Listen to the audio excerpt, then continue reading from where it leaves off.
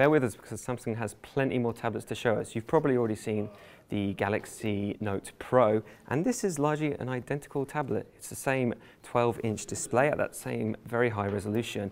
Now the major difference here is, of course, you don't get a stylus with this one, or an S Pen as Samsung like to call it.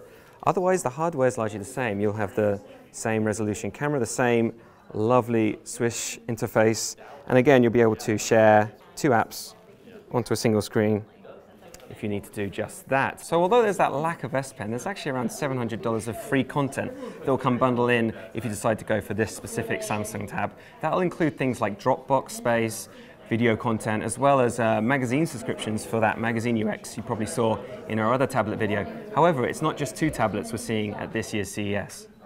Now next up we have this 10.1-inch model, and it comes with a lovely stylish Samsung Galaxy Tab cover. Obviously this is a Galaxy Tab Pro model again, and it's obviously 2 inches smaller than the model we saw just prior. If we flip open the screen here, you'll get that familiar Galaxy Tab flavor, and again we can swish along, we can share our apps if need be.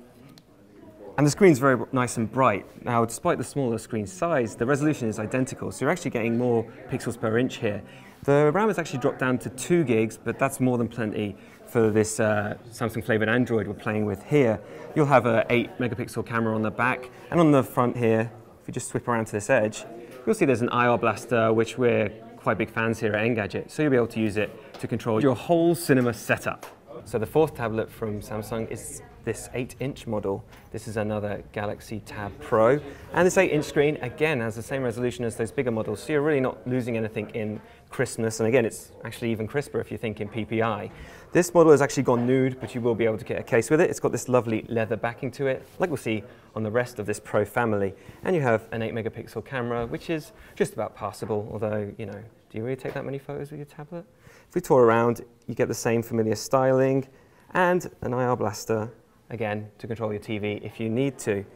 Now, like the rest of the Galaxy Tab Pro range, all of these devices will be arriving with HSPA and LTE radios, so you'll be able to get a fair bit of data going down there alongside Wi-Fi.